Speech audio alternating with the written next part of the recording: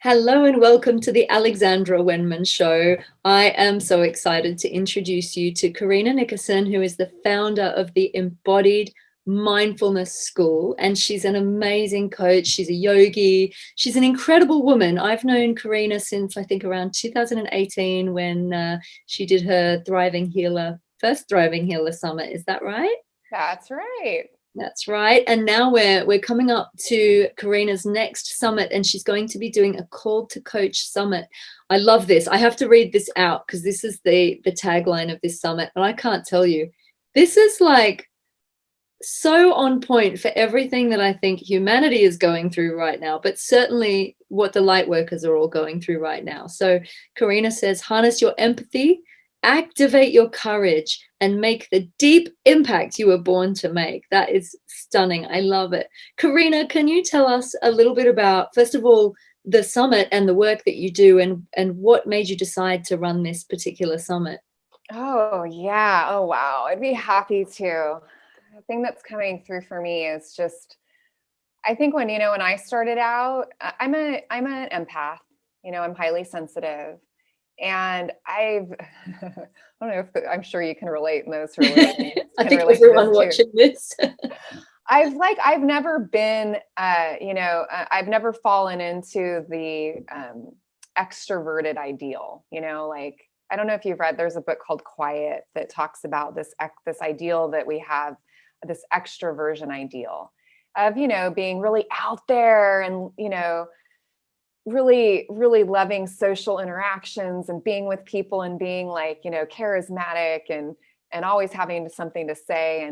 And that's never been my genius. My genius has always been in the like kind of empathic listening, understanding, tuning in, being able to help people through their dark places. And from the time I was a kid, I was, the person that people would come to like talk to about whatever they couldn't talk to anyone else about.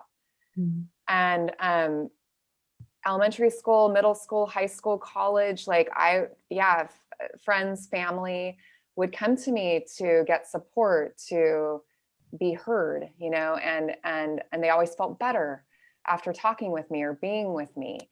And so I noticed that was something, and I loved it. I loved learning about people. I loved being with people.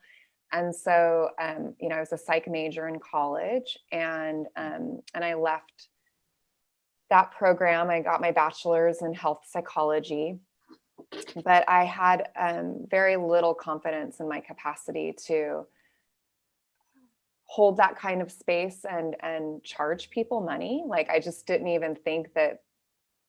I didn't have confidence in myself in that capacity. So I did a lot of other things instead. Undercover light worker, right? I was an undercover light worker, right? Like, I was in corporate, and then I became a school teacher, and I did that for like 20 years. But this calling was like, I almost felt like in these other things that I do, like a little distracted. Like there was something more that wanted to be revealed. There was something more that I wanted to do. And I was definitely called to coach. But I just, again, I didn't have confidence. I had a lot of doubt. And, I did anyway. And so when I worked on those things inside of myself, and I realized that, I was more than enough, that actually my natural empathy and my high sensitivity were assets, and they weren't. Look at that. I have to laugh. I know. I was going to say, you've got your little familiar sitting on your shoulder, love. She's trying to get out the window. My cat used to do that as well when I grew up in Australia. She'd cling onto the fly screen going, let me out. Yeah, he probably sees a bird or another. Yeah, probably a bird or a squirrel. But I love what he likes to do. Like the symbolism of it, Carina, is you talking about going into all these roles that didn't fit you, and you were trying to basically get out to find your natural streak, your wild streak, and then the cat's giving us this message in the background of like, let me out, I want to go roam. Yeah, exactly. See, and it's like, this is what like you just naturally did. Like you saw the significance of what normally we just take for granted. You know, most people, because we're not conscious to the ways that the universe is kind of like working in tandem with us, you know? So yes, the sign. totally. Yeah. So I eventually, you know, it was through a lot of pain, you know, like I started drinking really heavily. Yeah, I was in a lot of toxic friendships, relationships. Because you used to suffer from anxiety really badly, didn't you? Mm-hmm. So this is the thing. You're an amazing person to pull yourself through that. Yeah. Oh, thank you. Yeah. So, and that was, and so it was like, well, so then I started to coach. I eventually left my school teaching job, and I didn't even know how I was going to help others heal. I just knew that was what I really wanted to do. Meaning I didn't have like a roadmap, so to speak. I just started working with people. And my teacher, actually, you know, who's the founder of the Applied Meditation Institute, his name is Dr. Andrew Shugio Bonici. He certified me as a applied meditation counselor and teacher, right? So but it was like putting that into practice and then using my own, you know, intuitions and tools and strategies and starting to incorporate those in my work with private clients. And I just, you know, started to see a lot of transformation, and my practice quickly like grew and was full. And then I had because I'm a yoga teacher, and I had yoga teachers asking me like, how do you have all these private clients? I want to have private clients in my practice, you know, and I'm more than a yoga teacher. I want to do this too. I really love, and a lot of yoga teachers are my clients and were my clients. And so then I just started training coaches, and I started training people in my methodology. And then it just has been growing from there. So I'm really passionate about helping like soul-led people like you, like me, like, you know, yogis, meditators, people on a spiritual path who have a calling in their heart, who are naturally gifted and have a strength. They're good at listening. They're good at holding space. Their way of being just naturally helps facilitate healing. I love helping those people really own their greatness, like really own their skills and their talents and their gifts as being something valuable and something to be confident in and to really shine, you know, rather than kind of waiting in the wings, so to speak, or sort of waiting for permission, or, you know, waiting to be ready. I love helping those people just take action and move forward and make the deep impact they know that they can make. That's what I love. So I hope that answered your question. It's beautiful. And can you tell us how did you come to discover that you had your own particular method of working? You know, obviously you've trained in different modalities and things, and you clearly were a natural healer from a very young age. But when did you decide to create the Embodied Mindfulness School and put your own stamp on it? Oh, good question. Yeah. I think it was really organic. I started like, you know, I would notice certain things really worked in sessions. And then I started, it was so funny actually too. I remember this now, I'm just remembering it. One night, my husband and I were away, and I was writing in my journal, and all of these things that I had been utilizing inside of my sessions, I got a download. And it was like, these are the names of it was weird. It was like, these are the names of the different tools. There's about 6 or 7 different tools that I teach people to utilize inside of a coaching session. And even the names for the tools came through. And I just wrote them all down. And there was even like a flow to them, you know, like this first, then this, then this, then this. And I found that when I applied the tools in sessions, like just, it worked, you know, and people worked in terms of like people really found relief. They found, they felt more whole and more like themselves and had more peace and more vibrance. And so, yeah. And so it was a natural, and I'm like, I can, yeah. So and then as more, like I said, yoga teachers were asking me about this, I was like, well, why don't I put my stamp on this? Why don't I just train people in this methodology? And then now they have tools in their toolkit that they can use to up level their business, right? Because there's only so far we can go when we're teaching classes, group classes. When we want to take people on deeper dives, it just makes sense to open up to like doing private work with others. Absolutely. And just for the layman, how does the embodied mindfulness, that your techniques, how does that differ from just say mindfulness? Yeah. So the Buddha said, everything that we need can be found inside of this fathom-long body. And mindfulness is not about having your head full of ideas or concepts or something like that. I feel like including the word embodied, I don't just feel, but I feel, yeah, that including the word embodied is really expresses more of what mindfulness is, which is really living from and in the body. And when we go into the body with our awareness, there's different ways that we can guide ourselves and others towards decoding, the essential truths that are in every human being. And it's in the body. You don't need to go outside of that. You don't even really need a book, or you don't really even need you have it within you. And that was what the Buddha discovered under the Bodhi tree. And so, but we need to keep it in the body and trust the body.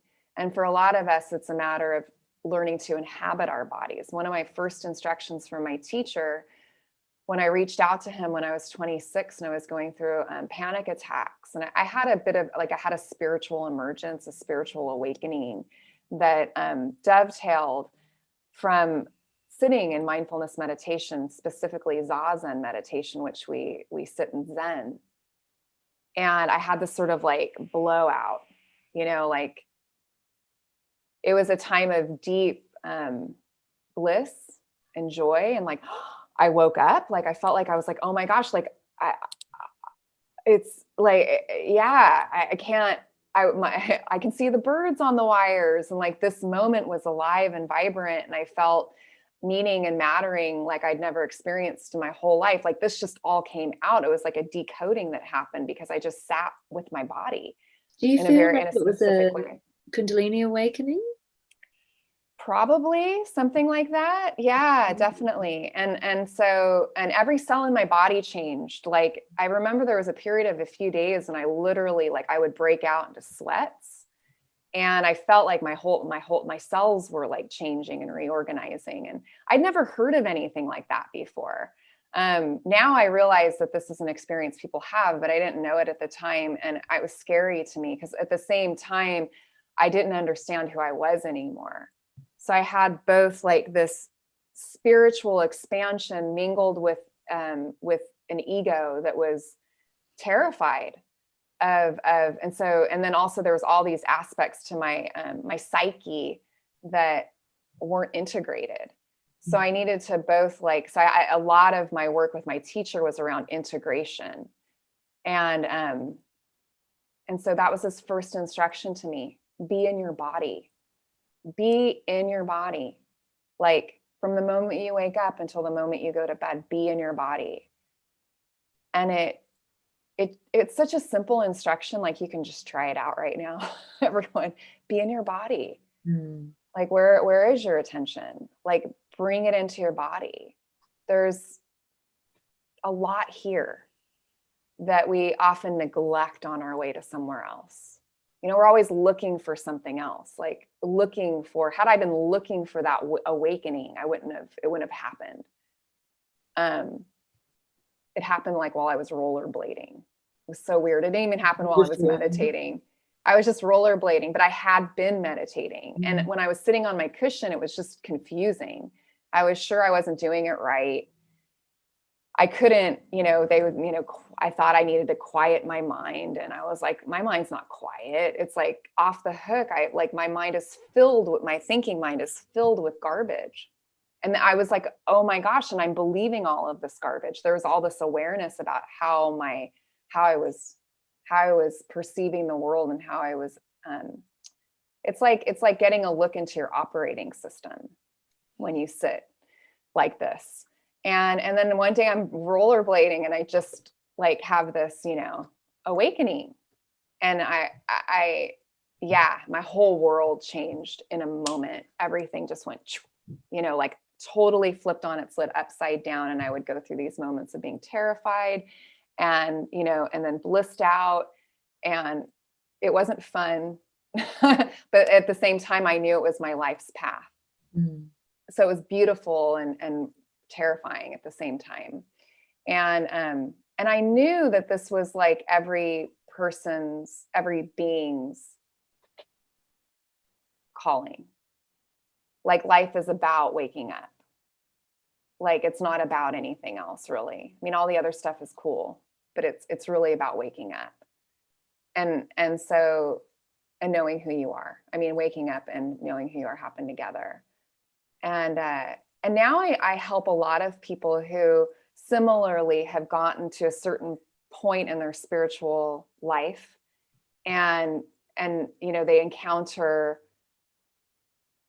kind of anxiety, not really knowing, there's nothing that it's attached to. It's just sort of like this anxious quiver of being, that and so helping them, reclaim their emotional bodies and move through the broken down beliefs that, we take on when we're kids, and sort of, help folks reorganize and like move through the barriers that happen in spiritual practice when you're just like working on your own. You kind of get to a certain place and then you get a little stuck.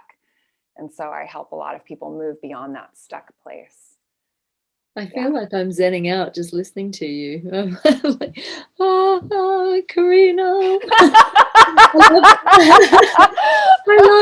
I love that you said you were rollerblading. I had one of those moments on the bus to work. I was literally on a double-decker bus hurtling through London, and I had a full-on spontaneous, amazing awakening. And like you say, it was just like, I wasn't expecting it, and I completely blissed out. But I think when we sit and we try to meditate, you think you're supposed to quieten your mind, and you're not. We're just meant to observe it, really. I mean, it's just let it be. And I think, afterwards the pressure's off, isn't it? So you can just like, but I'm right there with you about being in the body. I mean, from my experience, spirituality is not about leaving the body and flying off somewhere else. In fact, you can access more of your infinite consciousness in the body than you can trying to leave it. It's much, much better to be grounded.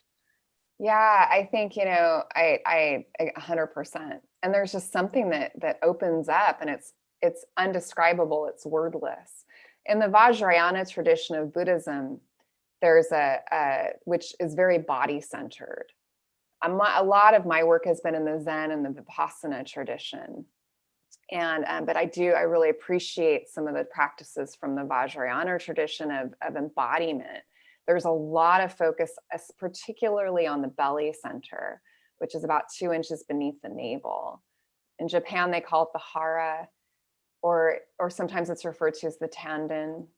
And that's like there's a storehouse of ki or energy there, but it's also the seat of the ego. Mm. And so when we start to drop awareness there and connect to that part of our being, there's a necessary sort of unraveling that can happen. And that's also related to a Kundalini awakening. So we'll often notice when we're really in like a hara meditation, the energy moving up, we can sense the energy is moving up. And then that can open up all of these, it opened up my anger, anger that I didn't even know I had, because I thought, oh, that's in the past, I'm over that, so I was really, it opened me up to joy, like it opened me up to capacities of my heart that I didn't have access to. I had trauma, growing up. I had so I had some stuff in childhood that had my heart, sort of like guarded by anxiety. All I really knew that I felt was anxiety for a long time. It was like, you asked me, how are you? I'd either tell you how my mom was doing, or I would, when I started feeling, it's like, and someone brought this up to me, that I asked you how you were doing, not how your mom's doing. And I'm like, okay, well, how am I doing?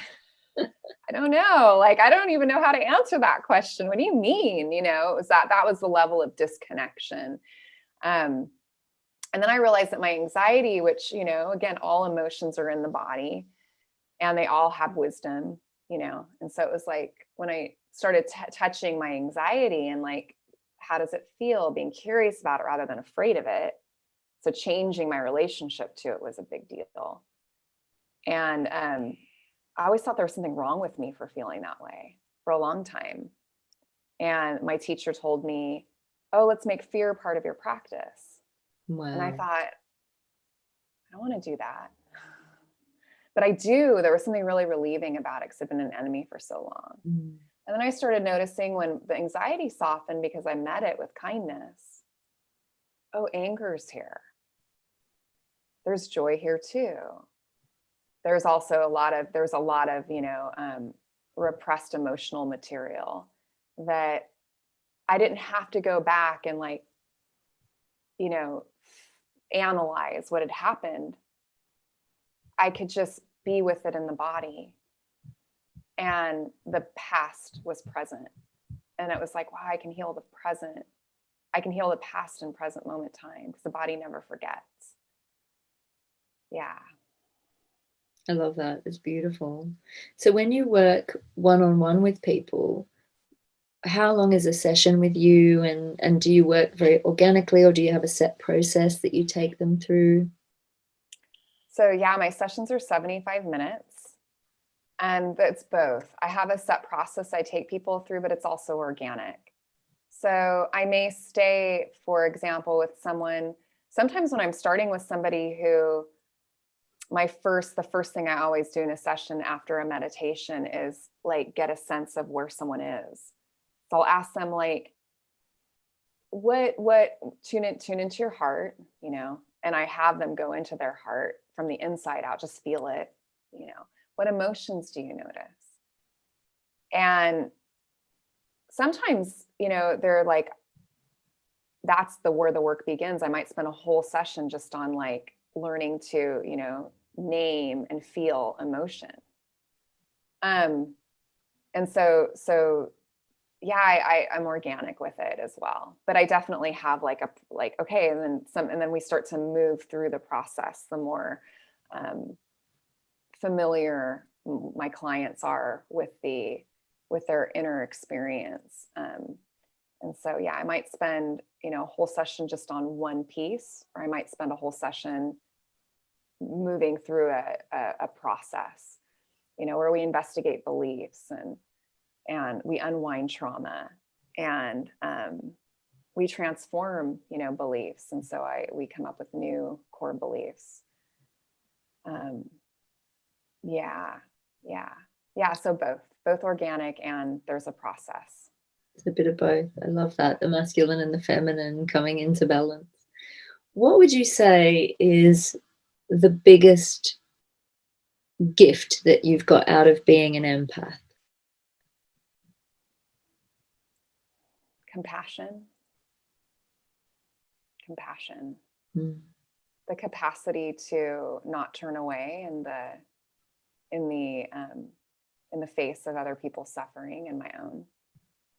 I think that's, as long as, we have these human bodies and we're so pulled around by pleasant, unpleasant, and neutral, if we're not aware, we can let that run our lives, and if we're unwilling to experience unpleasant we'll never grow, we'll never transform, we'll never claim the wholeness that is our birthright. And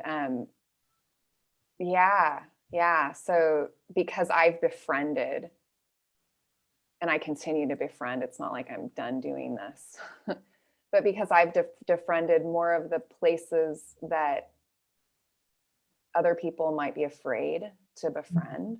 Mm.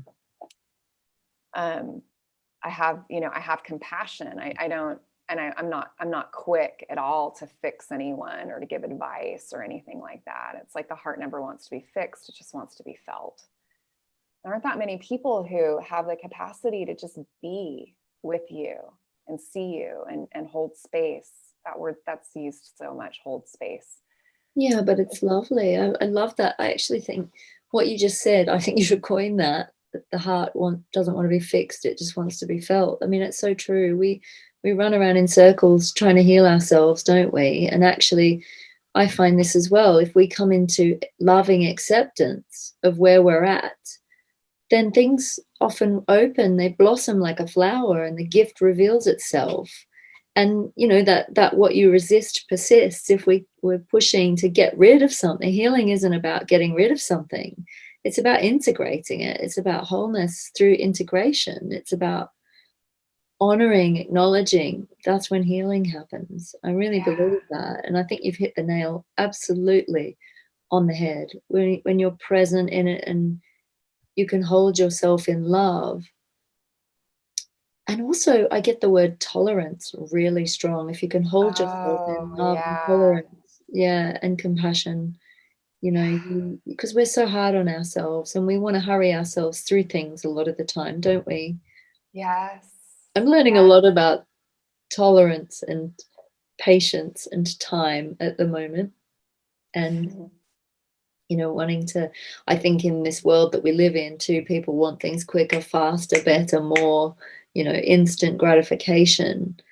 But actually, if you can just be grateful and hold yourself in love and acceptance of wherever you're at, I think in the pandemic, we've definitely learnt that to be where we're at. The gifts and the blessings become more obvious, even in the smaller things. They become more tangible and more immediate because you're not looking for it. Like, you know, you relax into it. You trust the process. Yeah, you're not like trying to grab it. You're not. Yeah. I love that word tolerance. I use the word tolerate a lot when I'm teaching or working with clients. It's like people pleasing, for example. A lot of us are people pleasers. It's so funny how empathy and high sensitivity seems to like be like, I don't know, like we're people pleasers. Synonymous. Synonymous. That's the word. Yeah. Because I know, because we feel, if we don't have a good capacity to tolerate,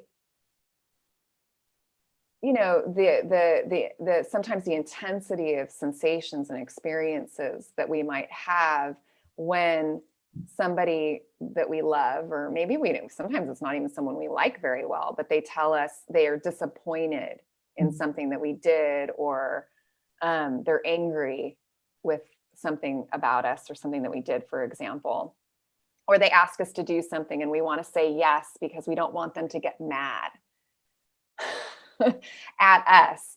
That's actually about us and our inability to tolerate the ouch moment. And so to grow, we need to learn to tolerate the inevitable like ouch moment that will arise when we feel in our bodies this discomfort of like rocking the boat. Like, ooh, and it's not as bad as we expect either, is it? We build it up in our brains. But I always find that if you're speaking your truth, but you do it with love, most of the time, the other person is going to absolutely honor what you're saying. Certainly if they're on the same wavelength as you, and if they're not, then generally maybe that's a person that is making their way out of your life. But really, the self-love coming through in that, speaking your truth and honoring your truth. I've been doing a lot of work and sort of talking a lot about something that I didn't coin the phrase. I can't remember who did, but idiot compassion, where we go, that's cool, that's okay, you can do that, that's fine, and we let people walk all over us just because we're trying to be kind.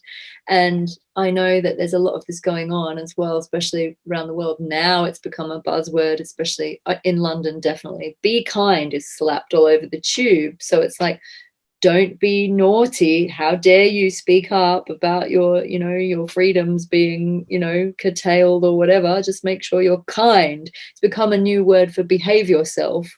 And I'm like, well, there's kind, but then there's also, you know, asserting your truth. And when we swallow our truth in order to be kind, that's when it becomes deceit, you know, little white lies to make others comfortable. So there really is a fine line. Human beings, we've become so conditioned to lie to ourselves and to be like, that's cool, I'll just go along with that, thinking that, you know, we should go along with the status quo or somebody else's opinion. And you know, even I've caught myself lying to myself about things that I even don't like, you know, just do things because you're taught it. So there's so much in it, isn't there? Oh, there's so much. Yeah, I love, so idiot compassion is actually a Buddhist. So we have, we have the four Brahma Viharas, which are natural qualities of the heart. That are just always there. Sometimes they're covered over, and there's things we can do to nurture and grow them. But things like compassion, the Pali word for compassion is karuna. And then the near enemy of the four Brahma Viharas, like compassion, joy, equanimity, and what's the other one? Oh, loving kindness.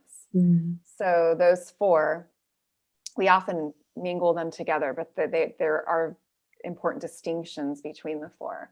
But every Brahma Vihara has a near enemy, and the near enemy of compassion is idiot compassion. Yeah. And it's like, you're not really trustworthy because people can sense it too. Like you can sense when someone's being disingenuous in their kindness. Yeah. And then it makes that person, like there's somewhere in us where we don't trust them because we can sense they're not being congruent. And I agree with you. There's so much around not rocking the boat or speaking our truth, you know, especially women. I feel like we really have a lot of that. You don't want to be a bitch, you know, you don't want to be a bitch. You don't want to be one of those women.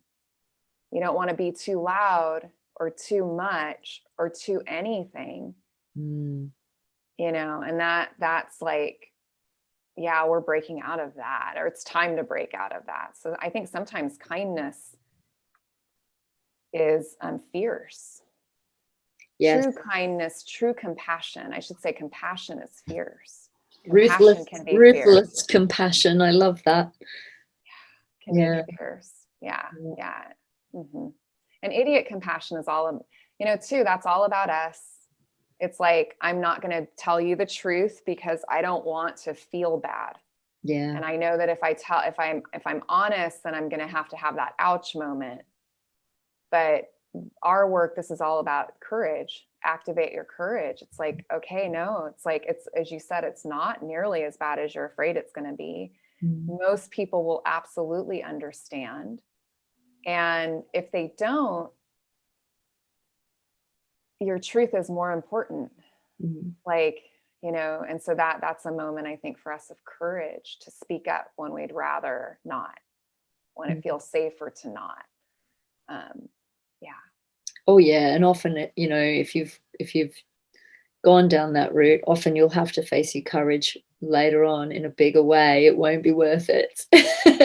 You know, these things come back around to bite you. They do. So it's, you know, I always think now, you know, what's my truth? And it's more worth it to just face that bit of discomfort initially to speak the truth.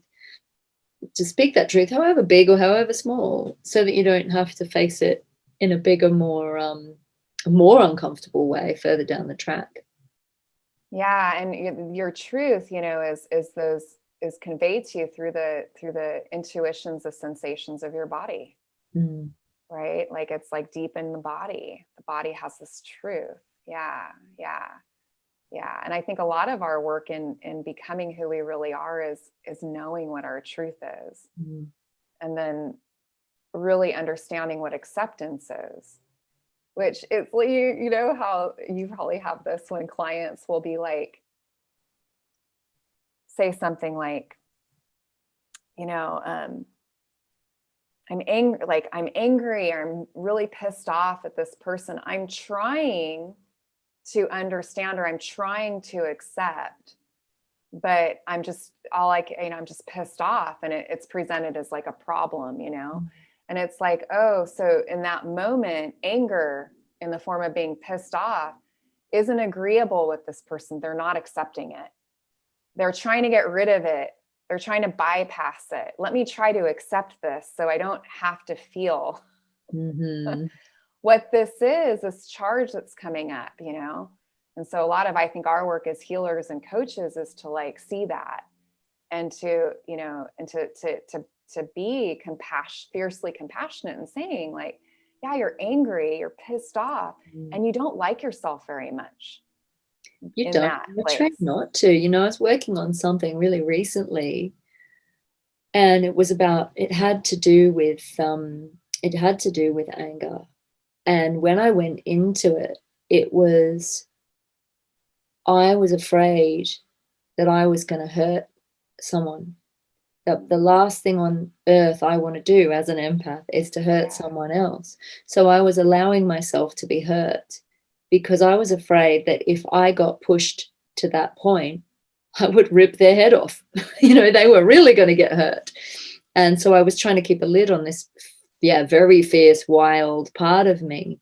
But when I came to owning her and allowing her to be there, it's like you, in a weird way, you tame the wildness within. Then you don't have to be so worried about defending or suppressing it. You can just let it be, and it will come out in a more natural, fluid way when you need it to, and it will work in your favor, rather than be something you've got to wrestle with, something you've got to put a lid on and fight and be afraid of it getting out of control. Oh yeah. And that's so exhausting, isn't it? Oh God, yeah. So exhausting. I mean, the belief programs in the subconscious are incredible. The things that, you know, are hidden in the very depths of the human psyche. I mean, things like, you know, you think about little phrases that you used to say, like, I remember, like, really flippantly growing up in Australia, if your sister stole your hairbrush or something, you'd say, I'm gonna bloody kill you. And I mean, my goodness, the things that that are sort of just flippantly thrown around in conversation as well. And we think about the vibration of what we're saying. And there was something like that surfaced. And I was like, oh my God, it's like this seeded thought that must have come in from somewhere when I was a child, that was done as a very flippant, sort of almost jokey, jovial sort of thing. And then we everything is a vibration, and it was playing out in a very strange way. So it's really interesting owning that side of things, being willing to not just to feel what you're feeling, but to listen to what your mental chatter is, that deep mental chatter that is sitting in the subconscious. It's extraordinary. Yeah. Oh my gosh, I hadn't thought of that before, Alexandra, that, you know, I'm going to kill you, or I could kill you. Like, yeah, we do that, don't we? Mm-hmm. Or, you know, it's like not realizing, I sense it when we do things like that too, in that moment, we're not understanding how powerful we are. Yeah, especially the more awakened we become, because our vibration is so heightened. And we do, and I mean, it's not to go into blame or overthink what we speak, but just to be like you said, just to be mindful and know that every time you have a thought or you speak words that hold an energy that you don't like and you're aware of it, you can just say, I cancel that, and I replace it with something more positive, and then we retrain the brain. Yeah. And then powerful. And then what we come to realize too is that a loving heart, a caring heart, compassion, joy, they're inherent to being human when we remove the veils. And I think those veils are often tied to our nervous systems. Like, we are animals, and we forget that. We are animals that are if we're not conscious, pulled around by pleasant, like I said earlier, the tides of pleasant, unpleasant, and neutral. And then we don't catch that. If we're not awake, we don't see that. And then we build worlds around that. We create wars around that. You know, we do incredible harm to ourselves and each other because of our lack of awareness around that. Like, I might feel murderous rage, but what do I do with that? You know, am I aware that I'm feeling that and that it might be tied? It probably is tied to very, very old programs that are not true. Yeah. About, I don't think it matters what it's about, but it's certainly important that we question even our feelings, you know, because murderous rage might emerge and we're like, wait a second. Out in the boardroom, do you? Or the wrong opportune moment. We need to learn, like, okay, this is arising, but we are, you know, not our emotions, just like we're not our thoughts. And the more embodied we are, the more and awareness we have around what that embodied experience is, then we have choice. You know, without that, we're just being pulled around by our nervous systems, which isn't in the service of our expansion, unless there's like a saber-toothed tiger coming at you, or you're going to walk into the middle of the street and get hit by a car. You know, it's like, those are the moments when it's like, you know, it's like those instincts are super helpful. Then you need it to kick in. You don't want to go into freeze, do you? You know, we think of fight or flight, but we forget freeze. And freeze is a really, really interesting one, because you just can't do anything. And I often have to say, I'm not very good at crossing roads. I think I had a past life where I was hit by a car. So I literally have to cling to my husband to cross a road. And I know in Australia, we grew up, you know, being fined for jaywalking and stuff. But here in the UK, you can just race out, you know, in the middle of traffic. But I'm always like, press the button and wait. I'm not going to cross the road, you know. But I literally, if it's in those moments of having to be really decisive, I would just freeze. So, yeah.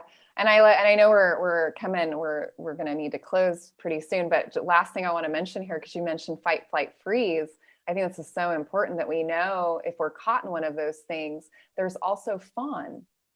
So fawn is like, like, who do I need to be so that you're okay?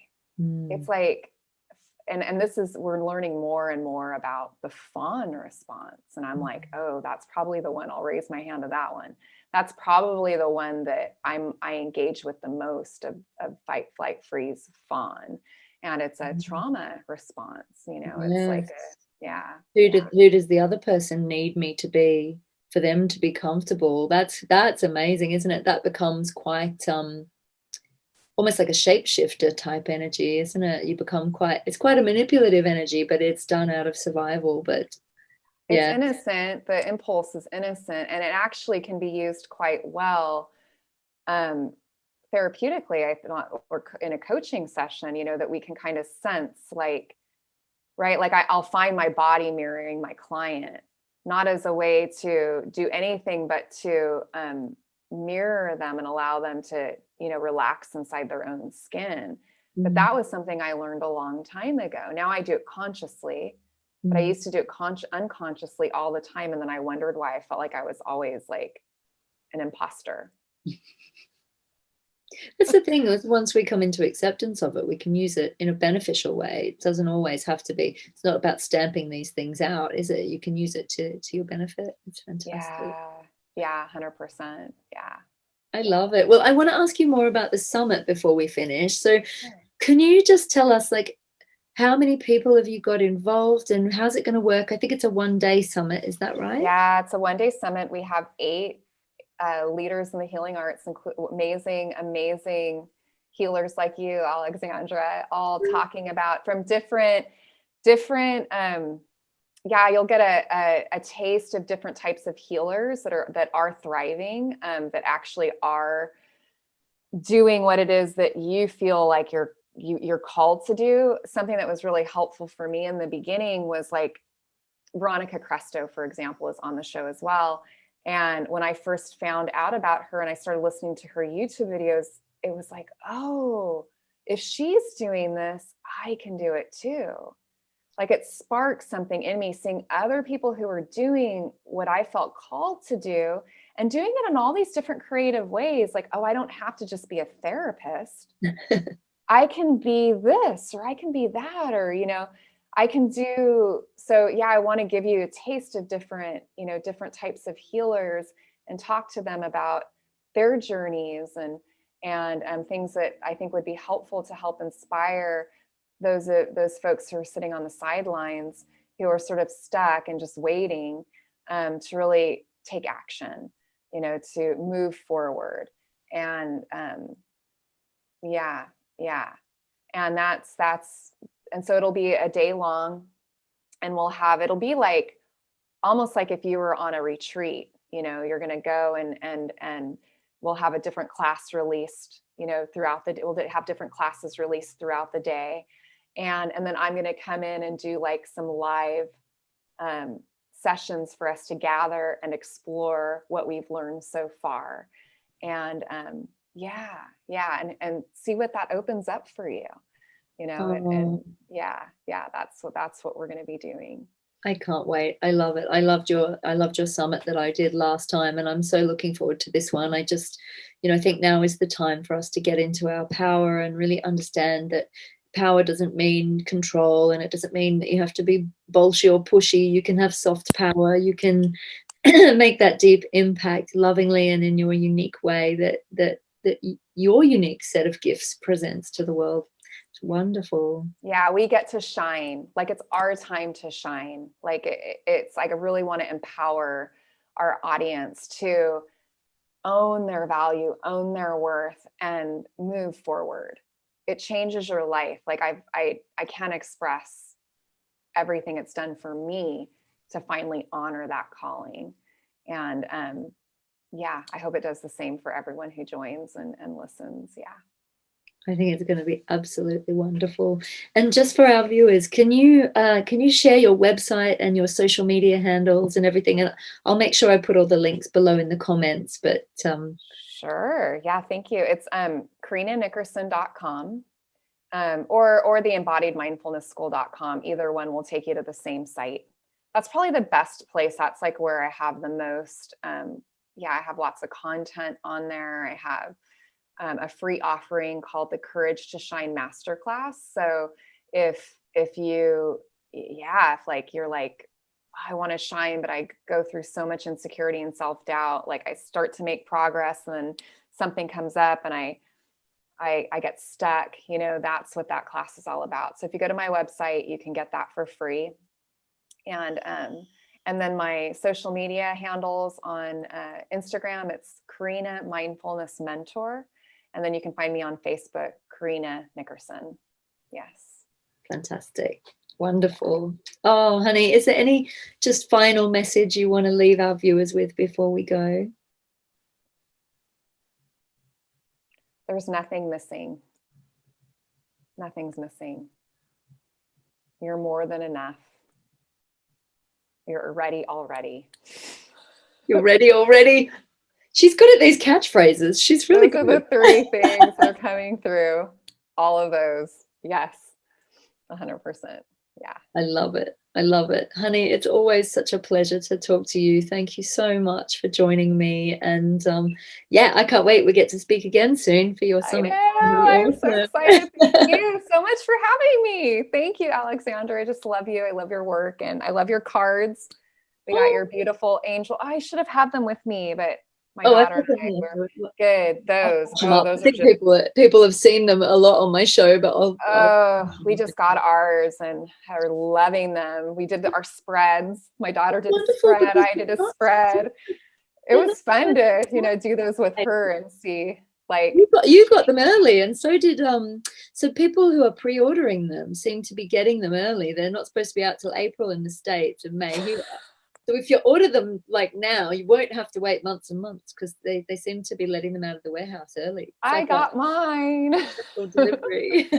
Yeah, but thank you so much for having me, and it was so good to be here with all of you. Yeah. Oh, thank you for being on the show, honey. And just to all our viewers, thank you so much for joining us on the Alexandra Wenman Show. Please like or comment or share below. We'd love to hear your feedback, and do get in touch with Carina. She's a beautiful soul and I love her dearly. So thank you so much, and we'll see you next time. Thank you.